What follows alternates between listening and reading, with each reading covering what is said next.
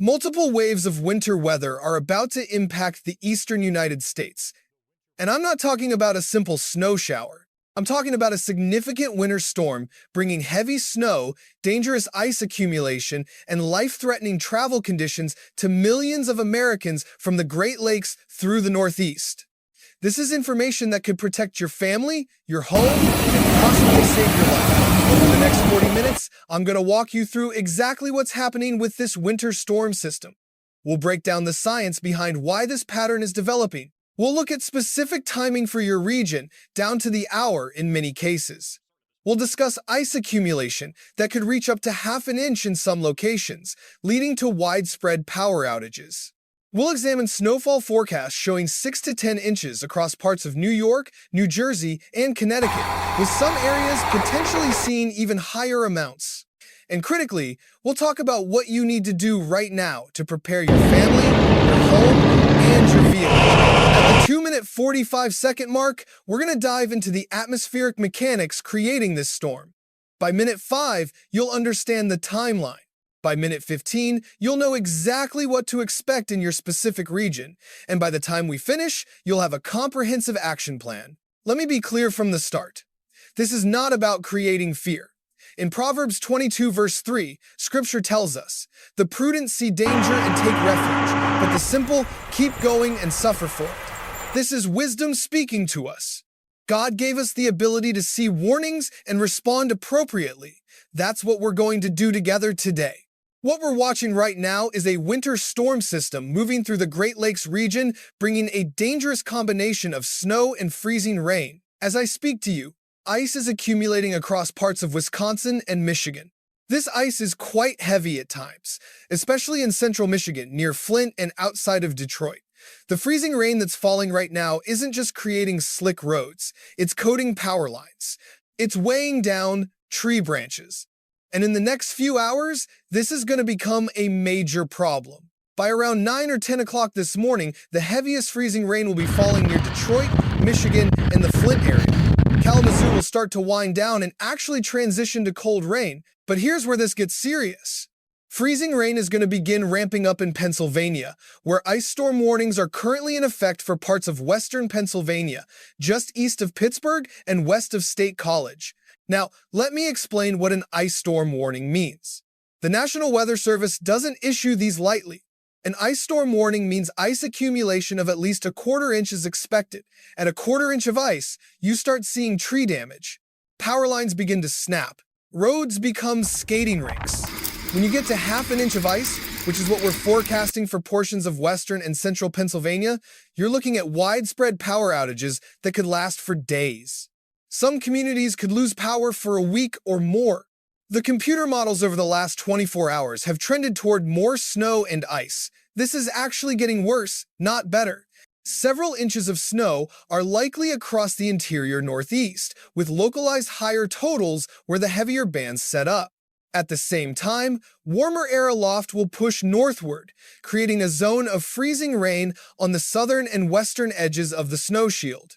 Let me break down what's happening in the atmosphere to create this dangerous setup. You have cold air that's already in place across the Northeast and Great Lakes. This cold air is entrenched at the surface. Temperatures are in the teens across much of the region this morning. But up above us, a few thousand feet in the atmosphere, warmer air is moving in from the south and west. So you have this sandwich effect. Cold air at the surface, warm air in the middle, and precipitation falling through both layers. When snow falls from the clouds and passes through that warm layer, it melts into liquid water. Then, as it continues falling through the cold air near the surface, it doesn't have time to refreeze into snow. Instead, it stays liquid. But the moment it hits anything on the ground, trees, power lines, roads, vehicles, it freezes instantly. That's freezing rain. And it's one of the most dangerous weather phenomena we deal with. Now, snow is going to begin ramping up in western New York, just outside of Syracuse, around 10 o'clock this morning. By lunchtime, freezing rain will be blanketing most of western Pennsylvania. You'll see little pink colors on radar images. Those pink areas represent sleet. We have the potential in some areas to see around half an inch to even an inch of ice accumulation fall across parts of central Pennsylvania and even western New York. Moderate snowfall will start to ramp up over Buffalo, New York, and Syracuse. Then, by early afternoon, the snow is going to grow in size across most of southern and western New York, where heavy snow is on the table. This is where major travel problems are going to occur, because visibility could be reduced to as low as a quarter of a mile with how heavy the snow is going to be. I want to point out something important about the snow we're going to see today. All the snow in these areas is going to be wet snow. Our snowfall ratios are naturally going to be lower. What this means is that snowfall accumulation is not going to happen as rapidly as it would if it were colder outside. We're dealing with temperatures in the mid to upper 20s and low 30s, so it's not going to accumulate very fast. But it is going to be very heavy snow, which means we are still going to see snowfall rates around 1 to 2 inches per hour taking place. Heavy, wet snow is particularly dangerous for several reasons. First, it's much heavier than dry, fluffy snow. A cubic foot of wet snow can weigh 15 to 20 pounds, compared to just a few pounds for dry snow. This puts tremendous strain on tree branches and power lines that may already be weakened by ice. Second, wet snow sticks to everything. It clings to power lines, creating dangerous weight loads. It packs down on roads, making them extremely slippery. And third, when wet snow falls at 1 to 2 inches per hour, even the best snow removal equipment struggles to keep up. By around 5 o'clock this evening, the worst of the snow is going to be happening across most of central New York, near Syracuse, Watertown, and just east of Buffalo. Then, across New York City, Long Island, and northern New Jersey, significant snowfall will begin with snowfall rates up to 2 inches per hour. While all that's happening, freezing rain and sleet will continue across northern Maryland and almost all of Pennsylvania. Over the last 24 hours, computer models have fluctuated north and south on where that freezing rain line and snow line will set up. They keep going back and forth. But right now, it looks like the worst impacts will remain in Pennsylvania. However, freezing rain will still be possible near Washington, D.C. and southern New Jersey. Untreated roadways could definitely be slick. By about 7 o'clock tonight, snow will continue to move through New Jersey and Long Island. The heaviest snow is going to be around New York City by 7 p.m. We could actually see New York City pick up near 8 to even 9 inches of snowfall when this is all said and done. Connecticut and western Massachusetts will continue to see snowfall. And by 10 to 11 o'clock, snow will continue across southern New England. Notice that the heaviest snow bands are mostly going to be either offshore or around Long Island. If you're in southern New England or upstate New York, it's going to be mostly light snow, so it's not going to accumulate very quickly. After midnight, most of the snow and ice is going to start winding down. We will still have some light snow showers through about sunrise in southern New England. Then, everything will be moving offshore for your Saturday. Generally speaking, this winter storm is only going to last for about 24 hours. But the impacts are going to be significant, especially near New York City and western Pennsylvania, where ice storm warnings are in effect. Let me now walk you through the specific regional impacts, because where you live determines what you're going to experience and what you need to prepare for. Region number 1. Michigan and the Great Lakes. Right now, as I speak, ice accumulation is ramping up across parts of Wisconsin and Michigan. Freezing rain is currently falling, and it's quite heavy at times, especially in central Michigan, near Flint and outside of Detroit. By 9 or 10 o'clock this morning, the heaviest freezing rain will be falling near Detroit and the Flint area. The northern tier of the Great Lakes is experiencing this battleground, where freezing rain and ice really becomes the main travel hazard. If you're in Michigan this morning, please understand that untreated roads are extremely dangerous right now. Even walking to your car could result in a fall. Region number 2. Western and central Pennsylvania. This is the highest concern area for ice accumulation. Ice storm warnings are in effect for parts of western Pennsylvania, just east of Pittsburgh and west of State College. We're expecting a quarter to a half inch of ice accumulation in these areas. Some computer models, specifically the HRRR model, show the possibility of isolated locations receiving as much as 3/4 of an inch of ice. That would be extremely damaging to infrastructure. Let me put this in perspective. At a 1/4 inch of ice, tree branches start breaking. At ½ an inch, you see widespread power outages. At 3/4 of an inch, you're looking at catastrophic damage to the power grid. Major tree damage. Roads that are impassable. This is the kind of ice accumulation that can shut down entire communities for days or even weeks. By lunchtime today, freezing rain will be blanketing most of western Pennsylvania. This is going to continue through the afternoon and into the evening. If you live in this region and you haven't prepared yet, you need to act immediately. Get water stored. Make sure you have flashlights and batteries. Check your emergency supplies. If you have a generator, make sure it's fueled and ready. We'll talk more about specific preparation steps in a few minutes. Region number 3, New York State. This is where we're going to see the highest snowfall totals. The National Weather Service forecast shows 6 to 10 inches of snow, likely from Syracuse through western Connecticut, across most of Long Island, northern New Jersey, and including New York City. Around 6 to 7 inches of snowfall is likely for New York City itself, but some areas could see higher amounts. The HRR model actually shows a more significant situation, with Long Island potentially receiving as much as 10 inches of snow and a much more widespread area between 8 and 11 inches of snow, from Syracuse all the way into southeastern New York. There's definitely a possibility this winter storm overperforms. Some areas could get as much as 12 to 14 inches of snow in parts of New York. Snow will begin ramping up in western New York around 10 o'clock this morning. By early afternoon, heavy snow will expand across southern and western New York. By 5 o'clock this evening, the worst of the snow will be happening across central New York near Syracuse, Watertown, and east of Buffalo. By 7 p.m. tonight, the heaviest snow will be over New York City, with snowfall rates up to 2 inches per hour. New York City hasn't had much snow in recent winters. If you're someone who loves snow, this is a significant opportunity. But if you need to travel, this is a dangerous situation. Visibility will drop to a quarter mile or less in the heaviest bands. Roads will become snow-covered and slippery. Even with snow removal crews working constantly, they won't be able to keep up with snowfall rates of 2 inches per hour. Region number 4, Connecticut and Massachusetts. Connecticut will see significant snowfall, especially in the western half of the state.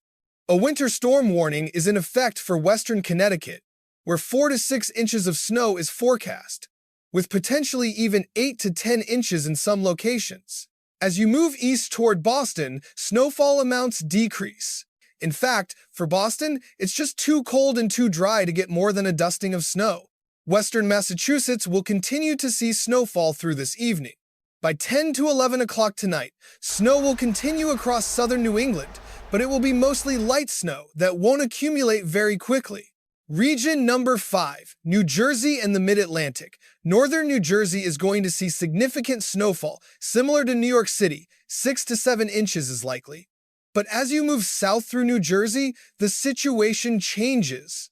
Central and southern New Jersey face more of an ice threat than a snow threat. Philadelphia might start with a little light snow this afternoon, but freezing rain is ultimately going to take over as the primary threat. We have a winter weather advisory for southern New Jersey and the Philadelphia area for an inch or two of snow along with a glaze of ice. Further south, toward Washington, D.C. and northern Maryland, there's still a possibility of freezing rain. Even a small amount of freezing rain can make slick spots on roadways, which means any untreated roads today are going to be slick and could cause accidents. Now, Rhode Island and southeastern New England. There's a winter weather advisory posted for a good chunk of Kent County and South County, including Block Island, for accumulating snow. The thinking right now is a coating to 2 inches from Smithfield down toward Fall River and points further east. As you get further west of the capital city and across western parts of Rhode Island, you're looking at 2 to 4 inches along the Connecticut border. As you head down Interstate 95 or Interstate 84 into Connecticut, you're looking at higher totals, 4 to 6 inches, potentially even as high as 8 to 10 inches of snow further west across western Connecticut. Light snow arrives from the west around dinner time. Slick travel is expected later tonight into the overnight hours and Saturday morning. The highest totals will be further west. As you go out toward Cape Cod, less snow is expected from this system. The heaviest snows right now look to stay west across parts of New York and western Connecticut. Any slight shift would bring that closer, which would mean slightly higher totals. But right now, the thinking is lowest totals further east, highest totals further west. I want to emphasize something important. Even if your neighborhood doesn't get a lot of snow, you're still going to be impacted. Low cloud cover, limited visibility, these conditions will continue into tomorrow morning. It's going to make for treacherous travel no matter what. Visibility numbers are going to be under a mile in most cases, and that's going to continue to be a problem. So it's highly recommended that you avoid travel tonight and tomorrow morning. Before we move forward, let's talk about what all of this means in terms of ice accumulation across the entire affected region, because this is the part of the storm that has the greatest potential for long-lasting, dangerous impacts. The expectation for ice accumulation has increased over the last 24 hours. The most significant ice is going to fall across western and central Pennsylvania. That's where ice storm warnings are in effect, where up to half an inch of ice is possible. This could cause isolated to scattered power outages, and major travel problems are on the table today. A widespread tenth of an inch of ice is possible anywhere from central Michigan all the way into Pennsylvania. Now, a tenth of an inch might not sound like much, but even that amount makes roads extremely slippery. It coats power lines. It creates dangerous conditions. If you're in Washington, D.C., southern New Jersey, or the Appalachian Mountains, there's not a whole lot of ice accumulation expected in your immediate area. But even a small amount of freezing rain can make slick spots on roadways. Any untreated roads today are going to be slick and could cause accidents. Different computer models show slightly different scenarios. The ACCUMULATION model has everything just a bit more to the north and shows more significant ice accumulation over the next few hours in parts of eastern Michigan, north of Detroit, and western central Pennsylvania, where isolated locations could see as high as 3/4 of an inch of ice. That would obviously be very damaging to infrastructure. Now, I want to take the time to walk you through comprehensive safety guidance, because knowledge without action doesn't protect you. Let me give you specific, practical steps you can take right now to protect yourself and your family. First, let's talk about winter driving, because this is where most people get into serious trouble during winter storms. I cannot emphasize this enough. Slow down. The posted speed limit assumes ideal road conditions. On ice and snow, ideal doesn't exist. Cut your speed by at least 15 to 20 miles per hour below the limit, more if visibility is reduced. Why? Because your stopping distance on ice is 3 to 9 times longer than on dry pavement. Physics doesn't care how good a driver you think you are. Increase your following distance dramatically. In normal conditions, you should follow 3 seconds behind the vehicle in front of you. On snow and ice, that needs to be 6 to 8 seconds minimum. When the car ahead of you passes a landmark, count 1001, 1002, all the way to 6 or 8.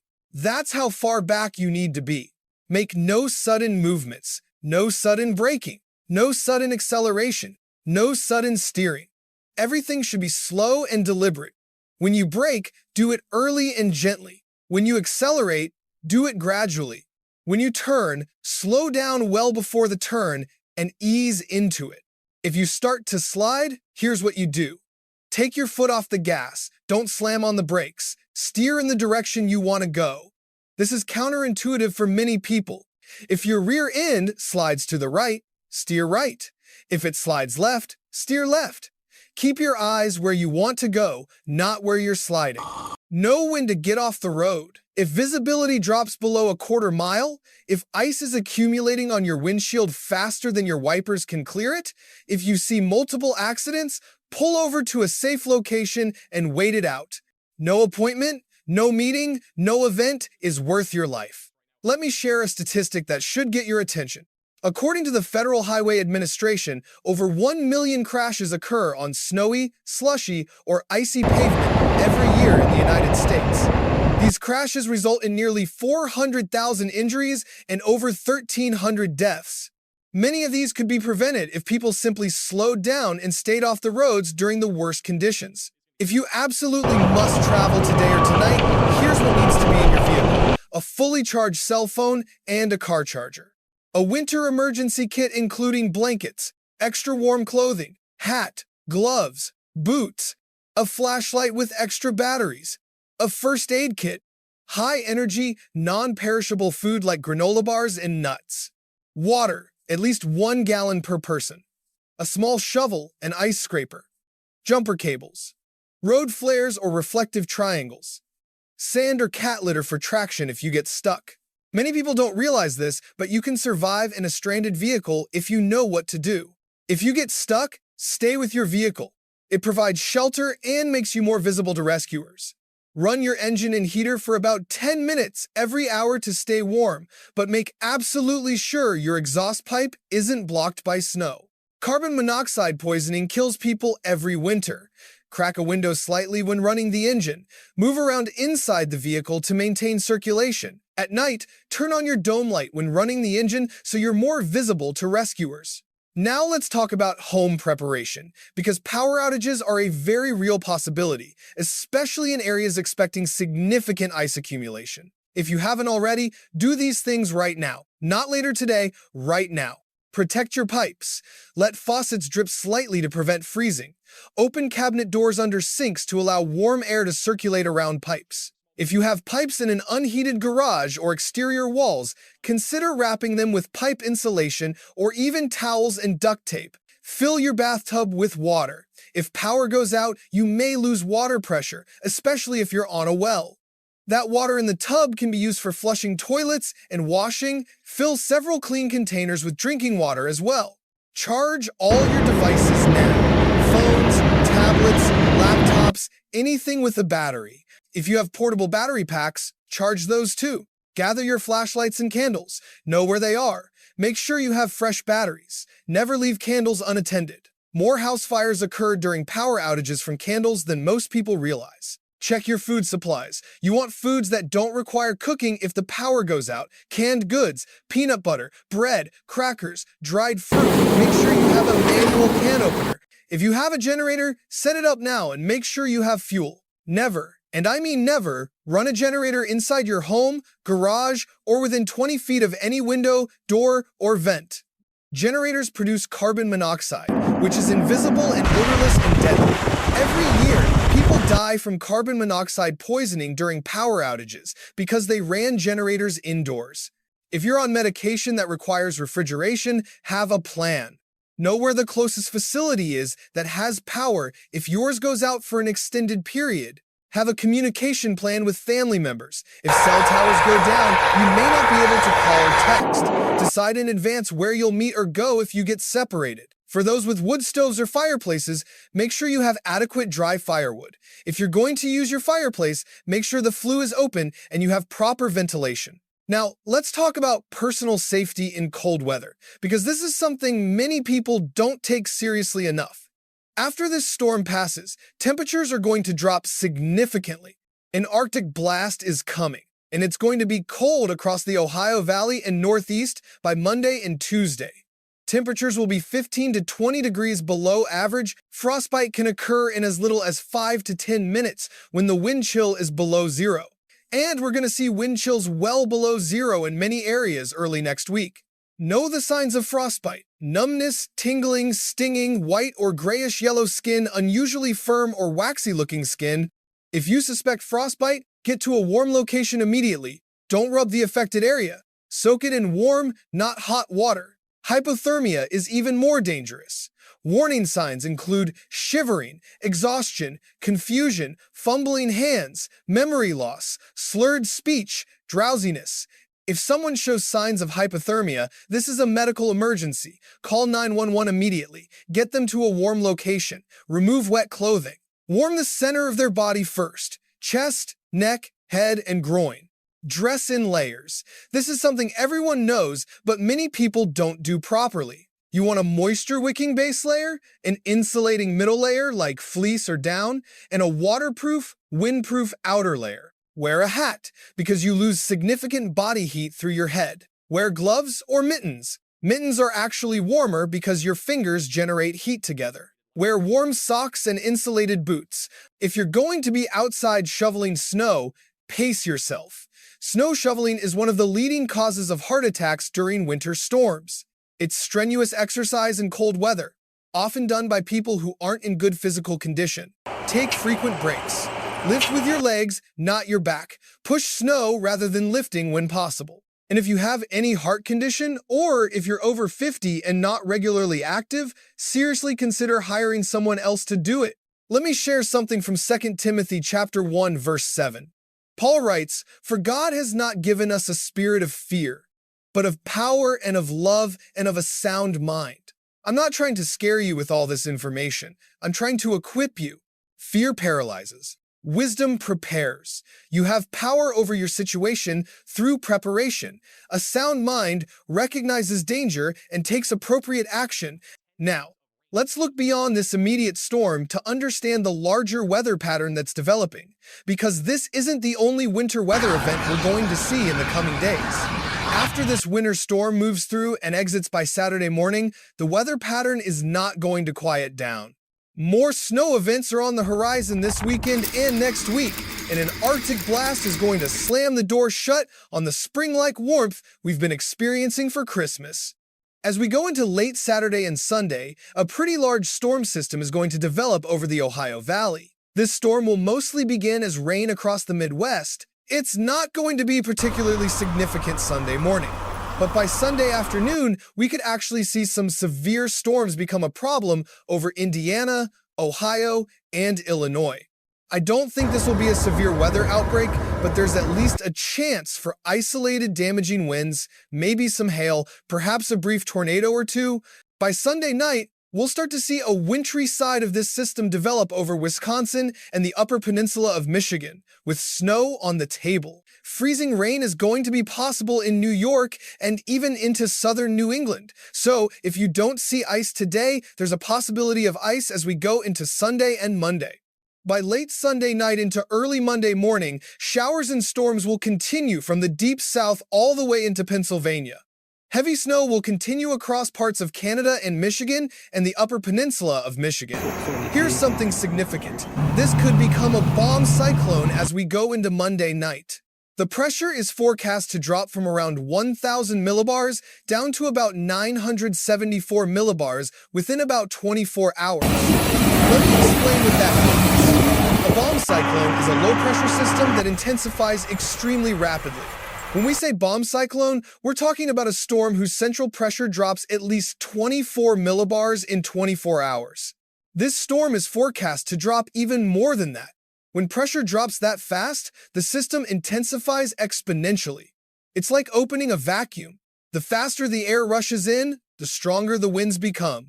This rapid intensification means the Arctic air is going to become much stronger by Monday. It's going to be chilly across the Ohio Valley and Northeast. Snow could become heavier across parts of New York. Lake effect snow is going to be more significant off Lake Erie and Lake Ontario as we go into Tuesday and Wednesday. On New Year's Eve, we'll have more snow in parts of western New York and northwestern Pennsylvania. This is lake effect snow that's going to continue at least through Wednesday or Thursday. Lake effect snow occurs when cold air moves over the relatively warm waters of the Great Lakes, picking up moisture and heat. This moisture then falls as snow on the downwind side of the lakes. Western New York and northwestern Pennsylvania, you're in the classic lake effect snow belt, and you're going to see the impacts early next week. Right now, we're dealing with record-breaking heat across most of the country. But as we go into early next week, Arctic air is coming out of Canada. It's not going to be as significant or as cold as what we saw at the beginning of December, but it's still going to cool things down dramatically. This cold front is going to extend from New England all the way through Texas. Temperatures will fall quite a bit compared to what we're experiencing right now. The most intense cold air will move through the Ohio Valley Monday afternoon across Ohio, Indiana, and Kentucky. By Tuesday, that cold air is going to get even more intense across the Northeast and Mid-Atlantic. Temperatures will be as low as 15 to 20 degrees below average. Let me show you the temperature swing we're talking about. Saturday, we're going to have temperatures in the 80s, perhaps even near 90 degrees in Texas. 70s will reach all the way up towards St. Louis. Record-breaking high temperatures will continue for the next few days. But by Sunday and Monday, a very intense cold front will move through, dropping temperatures very quickly. We'll be right around or just below normal for most of the country. By Tuesday morning, the freezing line will be as far south as Mobile, Alabama. By Wednesday, some freezing temperatures may reach parts of Florida. This is a pretty strong cold front. As we transition from 2025 into 2026, we will remain below average across the Great Lakes and Northeast, and above average in the Great Plains and West Coast. Beyond that, things remain uncertain as we go into the first week of January. But I do foresee at some point us seeing a pretty major Arctic blast. I don't know if that's going to happen around 14 days from now, but I believe with how intense the warmth has been over the last several days, we are going to have a big pattern flip at some point during the first couple weeks of January. This is typical for winter. We usually see these big temperature swings, but there are definitely signs we're going to see a sharp Arctic blast at some point, and probably at least some sort of major winter storm somewhere in the Great Plains, Midwest, or Ohio Valley. We'll be watching that in the long term. Now, I want to take a moment to talk about something that goes beyond weather forecasts and preparation. I want to talk about community and how we respond to difficult situations. Winter storms have a way of bringing people together. We check on neighbors. We help dig each other out. We share resources when power goes out. There's something beautiful about that, something that reminds us we're not meant to live isolated, independent lives. Maybe it's shoveling an elderly neighbor's driveway. Maybe it's inviting someone without heat to stay in your warm home. Maybe it's sharing your generator with the house next door so they can keep their refrigerator running. Maybe it's just knocking on doors to make sure everyone's okay. These acts of kindness matter. They reflect something deeper than just being neighborly. They reflect the character of Christ. In Matthew 25, Jesus talks about caring for those in need. I was hungry and you gave me food. I was thirsty and you gave me drink. I was a stranger and you welcomed me. When we help our neighbors during difficult times, we're living out our faith in practical, tangible ways. I encourage you to think right now about the people around you. Do you have elderly neighbors who might struggle to prepare for this storm or shovel their walk afterward? Do you know families with young children who might not have adequate supplies? Is there someone on your street who lives alone and might need someone to check on them? Make a mental list. Better yet, make an actual list. After you've taken care of your own family's needs, reach out. A simple phone call asking, "Do you need anything?" can make an enormous difference. Offer specific help. "I'm going to the store. What can I pick up for you?" Or "I'll come by tomorrow and help you shovel." This is also a time to support your local community services. First responders, utility workers, snow removal crews, they're all going to be working around the clock during and after this storm. They're doing it to keep us safe, to restore our power, to clear our roads. Maybe you can't help them directly, but you can pray for them. You can be patient when the power's out. You can be understanding when it takes time for your road to get plowed. If you have the means, consider donating to local shelters or food banks. Winter storms are especially hard on homeless populations and families already struggling financially. Your donation of money, food, blankets, or winter clothing could literally save someone's life. There's something else I want to address. Times like these can create anxiety and stress. The uncertainty of when power might go out, how bad conditions will get, whether you'll be able to get to work or school, these concerns are real. It's natural to feel worried, but remember what Jesus said in Matthew 6, verse 34. "Do not worry about tomorrow, for tomorrow will worry about itself. Each day has enough trouble of its own." This isn't telling us not to prepare or plan. It's telling us not to let anxiety consume us. We prepare practically while trusting spiritually. We do what we can to protect ourselves and our families, and then we trust God with the outcome. Psalm 46 verse 1 reminds us, "God is our refuge and strength, an ever-present help in trouble." When the power goes out, when the roads are impassable, when things feel uncertain, we have a foundation that doesn't shift. Prayer is powerful during times like these. Pray for safety, for those who must travel, for emergency responders, for utility workers, for anyone who's vulnerable or alone. Pray for wisdom in your own decisions. Pray for peace that transcends circumstances. And here's something practical about faith during storms. It gives us perspective. This storm will pass, the snow will melt, life will return to normal. In the grand scheme of things, this is a temporary disruption. Yes, it's significant. Yes, it requires our attention and preparation. But it's not the end of the world. That perspective helps us stay calm. It helps us make rational decisions instead of panicking. It helps us be a source of stability for others who might be more anxious. When you're grounded in faith, you can be the person others look to for reassurance. Let me take a few minutes now to recap the key points, because this information is critical and I want to make sure you have it clearly in mind. Friday, December 26th, a major winter storm is impacting the Great Lakes, Ohio Valley, and Northeast. This is happening right now. Heavy ice is accumulating across Michigan and Pennsylvania. Heavy snow is developing across New York through New England. Ice accumulation is occurring now across Michigan. By 9 to 10 a.m., heaviest freezing rain near Detroit and Flint. By lunchtime, freezing rain blanketing western Pennsylvania. Snow ramping up in western New York around 10 a.m. By 5 p.m., worst snow across central New York. By 7 p.m. tonight, heaviest snow over New York City with rates up to 2 inches per hour.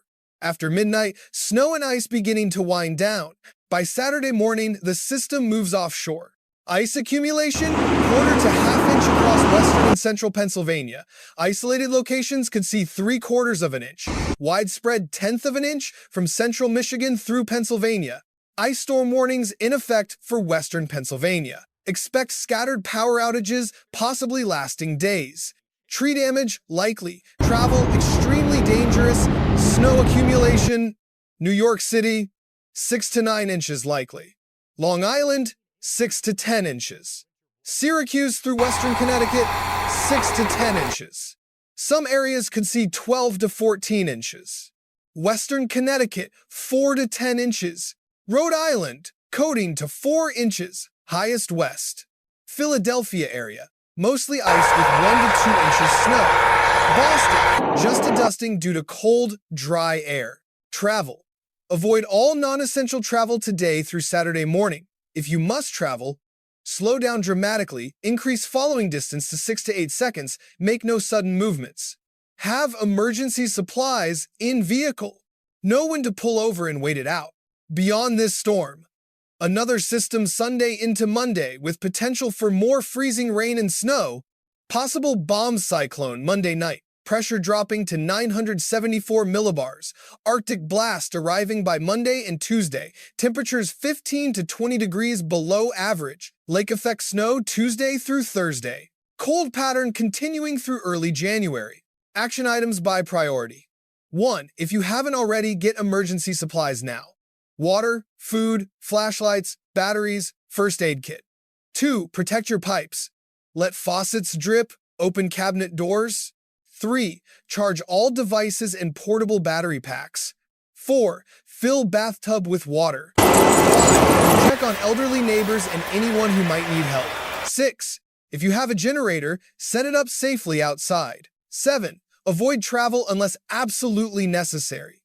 8. Dress in layers if you must go outside. 9. Have a communication plan with family. 10. Know the signs of frostbite and hypothermia. Most critical safety points. Ice accumulation up to half inch or more across western Pennsylvania means power outages are likely. Have a plan for heat and light without electricity. Snowfall rates up to 2 inches per hour means visibility will drop to quarter mile or less. Do not drive in these conditions. Wind chills will be well below zero early next week. Frostbite can occur in 5 to 10 minutes. Limit outdoor exposure. For the next several days, stay informed. Continue to monitor weather updates. Conditions can change. Computer models can shift. What's forecast for your area right now might be slightly different by this evening. Pay attention to local emergency management and weather service bulletins. If they issue evacuation orders or shelter-in-place recommendations, follow them. Keep your phone charged and nearby. If you lose power, conserve your phone battery. You may need it for emergencies. Know the non-emergency numbers for your local utilities so you can report outages. In a true emergency, always call 911. If you're in an area expecting significant ice, understand that it may take days to restore power. Crews have to wait until conditions improve before they can safely work on power lines. Be patient. They're doing the best they can in dangerous conditions. Remember, preparation isn't about fear. It's about wisdom. It's about taking responsibility for yourself and your family. It's about loving your neighbor enough to check on them. It's about faith in action. As we close, I want to leave you with one final thought. Challenges like winter storms remind us how dependent we are on things beyond our control. We can't stop the storm. We can't change the weather. We can only prepare and respond. That kind of humility is actually healthy. It reminds us that we're not in ultimate control of our lives. It points us to the one who is, the God who created weather systems and atmospheric patterns, who designed snow crystals and ice formations, who set the seasons in motion. That same God cares about you personally. He's given you the intelligence to prepare. He's given you community to support you. He's given you resources to protect yourself. And beyond all that, He's given you His presence, His peace, and His promises. Whatever happens over the next few days, you're not alone. Whether you have power or you don't, whether your roads are clear or snow-covered, whether it's sunny or stormy, God is with you. That's not just religious talk. That's truth you can stand on. So prepare practically, act wisely, help your neighbors, trust God, and stay safe. I'll continue to monitor this storm and provide updates as conditions develop. This is not the end of winter weather for this season. We have more storms coming. We have Arctic air arriving. But we'll get through this together, one storm at a time, one day at a time. Thank you for taking the time to watch this forecast and for taking preparation seriously. Your willingness to listen and act responsibly could make all the difference for you and your family. God bless you and keep you safe. May He grant traveling mercies to anyone who must be on the roads. May He protect our homes and our communities. May He give wisdom to emergency responders and utility workers. And may He grant us all peace in the midst of the storm. Stay warm, stay safe, check on your neighbors, and I'll see you in the next update.